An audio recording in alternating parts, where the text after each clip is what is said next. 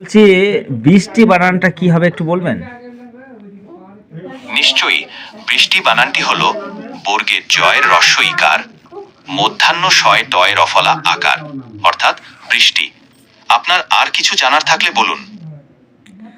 বেশ, আর একটা বানান বলুন তো, বিস্কুট বানানটা কি? নিশ্চয়ই। বিস্কুট বানানটি হলো বর্গের জয়ে হ্রস্ব ইকার, মধ্যাহ্ন শয় কয় হ্রস্ব উকার, ট, অর্থাৎ বিস্কুট। সুন্দর সুন্দর সুন্দর, আপনি খুব সুন্দর বলেছেন। আচ্ছা, বলছি বৃষ্টি বানানটা আর একবার বললে ভালো, তো ভুলে গেছি। নিশ্চয়ই, আপনার প্রয়োজন মতো আমি বারবার এটি বলতে পারি। বৃষ্টি বানানটি হলো বর্গের জয়ে হ্রস্ব ইকার, মধ্যাহ্ন শয় টয় রফলা আকার, অর্থাৎ বৃষ্টি। আপনি যখনই ভুলে যাবেন নিঃসংকোচে আমায় বলবেন, আমি আপনাকে সাহায্য করব। আমি অসংখ্য চেষ্টা করি সঠিক উত্তর দেওয়ার। রাস্তায় বানানটি হলো রয় আকার, দন্তে শয় টয় আকার, অন্তস্থ জ, অর্থাৎ রাস্তায়। আর কোনো বানান জানতে চান? আচ্ছা, বিচ্ছিরি বানানটা বলুন তো।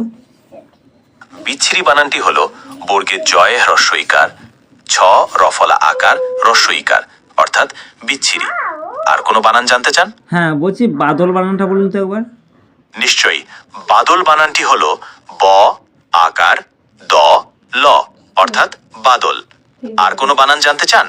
হ্যাঁ, তো আপনি এতক্ষণ বললেন বিচ্ছিরি বানানটা বর্গীজ, আর এদিকে বাদলের ক্ষেত্রে ব হয়ে গেছে, কি করে বুঝতে পারছি না। ও আচ্ছা, আপনার দ্বিধা দূর করার জন্য ধন্যবাদ। বিচ্ছিরি বানানে বর্গের জ ব্যবহার হয় কারণ এটি বর্গের জ ধ্বনি দিয়ে শুরু হয়, আর বাদল বানানে ব ব্যবহার হয় কারণ এটি ব ধ্বনি দিয়ে শুরু হয়। বাংলা বানানে ধ্বনির উপর ভিত্তি করে বর্ণ ব্যবহার করা হয়। আশা করি বুঝতে পেরেছেন। আপনার আর কোনো প্রশ্ন আছে?